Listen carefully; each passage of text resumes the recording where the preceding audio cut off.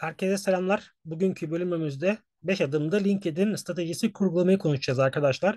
Bu adımların ilki algoritmanın isteyeceği şekilde içerik paylaşmak.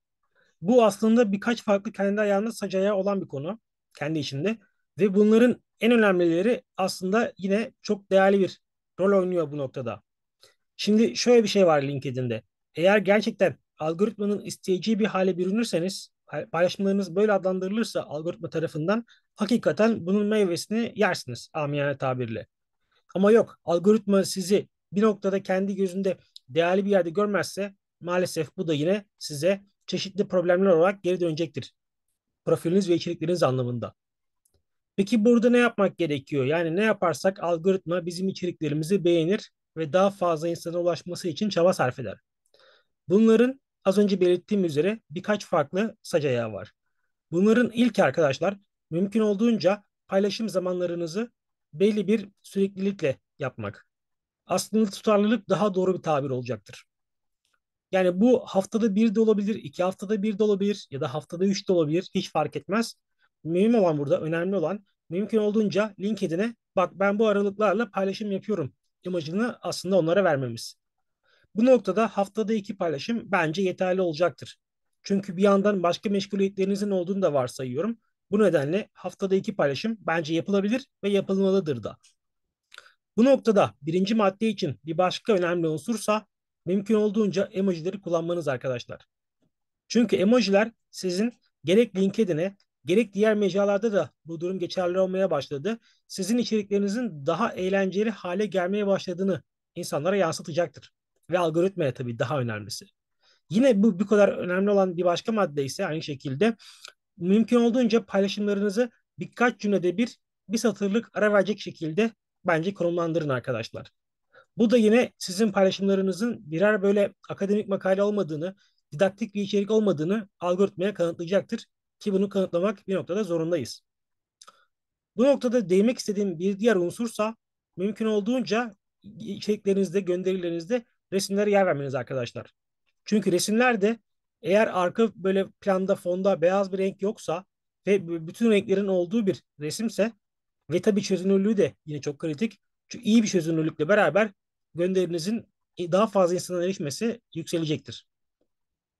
Ve burada yine son bir unsur olarak şunu eklemek istiyorum. Bir bonus gibi düşünebilirsiniz bunu. Yani her zaman geçerli değil ama çoğu durumda geçerli. Eğer bir link verecekseniz, bir kaynak verecekseniz bu kaynağın ya da kendi sitenizi hiç fark etmez ne olduğu çok trafik almayan bir kaynaksa kullanmamanızı naçizane öneririm.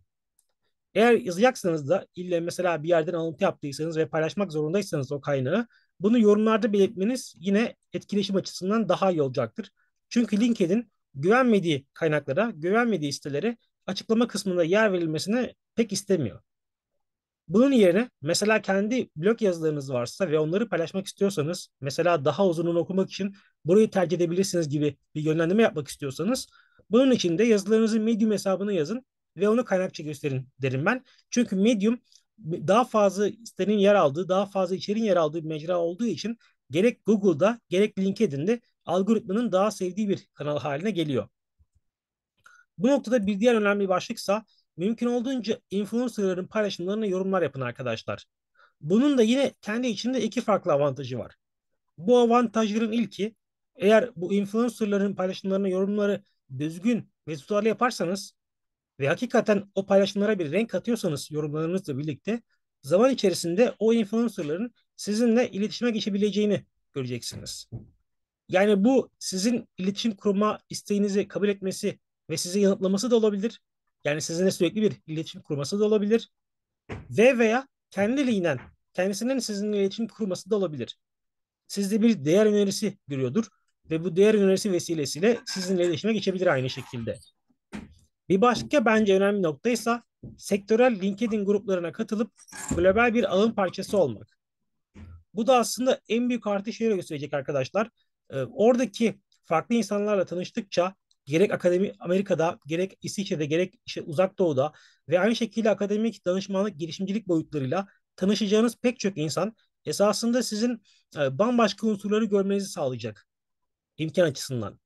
Ve bu belki de yarın öbür gün kurumsal bir yerde işe girmeye çalışırken referanslarda onları vermenizi sağlayarak sizin referanslarınızın çok renkli, o karşınızdaki kurumsal firmaya iddialı bir liste sunmanızı sağlayacak.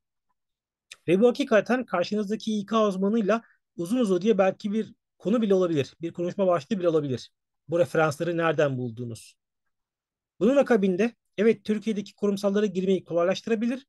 Tabii daha vizyoner düşünürsek belki yurt dışındaki kariyer imkanlarını da beraberinde getirebilir. Buradan bir sonraki madde geçersek her hafta belli sayıdaki kişiyi bağlantı olarak eklemek de yine LinkedIn'de önemli bir metot. Bunu tabii ki hayat boyu yapmak mümkün değil. Çok zaman alıcı bir uğraş ve aynı zamanda çok fazla tanımadığınız insan eklemek de biraz itici gözükebilir ama ilk başlarda biraz bunu yapmak gerekiyor.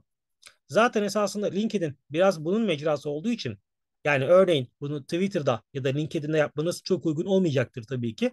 Ama LinkedIn'de her hafta belli sayıda insanı bağlantı olarak eklemek bir sorun yaratmaz. Çünkü dediğimiz gibi burası zaten bunun mecrası. Öte yandan ilk başlarda sadece üniversite arkadaşlarınız, işte çalıştığınız, staj yaptığınız yerdeki insanları eklemek vesaire sizin paylaşımlarınızın daha fazla insana erişmesini sağlamayacaktır. Bu nedenle bizim mümkün olduğunca bu bağlantı sayısını genişletmemiz gerekiyor arkadaşlar. Bunu bir halka gibi düşünün, LinkedIn profilinizi. Bu halkayı mümkün olduğunca kısa sürede genişletmemiz gerekiyor. Ama tabii ille de kısa sürede yapacağız diye bir çok over bir çalışma yapmaya da gerek yok. Bu da algoritmaya bir bot mesajı verebilir, imajı verebilir. Bu da maalesef zarar verir. Dolayısıyla bir denge politikasıyla ilerlemek sizin orta uzun vadede başarılı, iyi yönetilmiş bir LinkedIn hesabı sahibi olmanızı sağlayacaktır. Bu noktada son maddemiz ise uygulamada yeni çıkan özellikleri ilk deneyenlerden olmak. Nedir bunlar? İşte ileri tarihli içerik paylaşmak, sesli yayın yapmak ya da e-bülten hazırlamak vesaire gibi. Şimdi şöyle bir şey var arkadaşlar. Teknoloji dünyasında kitleler, müşteriler genellikle şirket tarafından üçe ayrılırlar.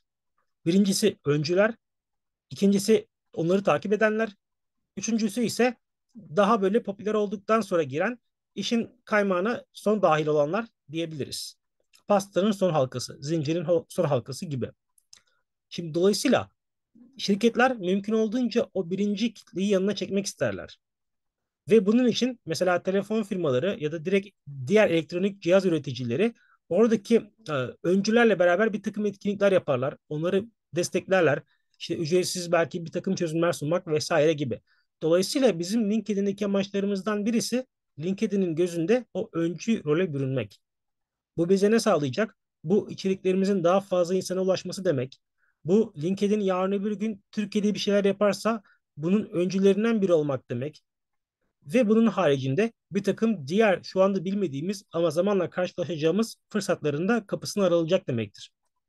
Bunları yaptıktan sonra bu 5 maddeyi belli bir süreklilikle hayata geçirdikten sonra göreceksiniz ki LinkedIn algoritması sizin içeriklerinizi sevmeye başlayacak ve orta uzun vadede hakikaten pek çok insanın eriştiği ve bunların sonucunda bunların neticesinde pek çok kariyer imkanını bu bölümünüzle ilgili olabilir ya da olmayabilir hiç fark etmez. Bu gibi imkanları elde ettiğinizi göreceksiniz. Önümüzdeki videolarda görüşmek üzere. Şimdilik hoşçakalın.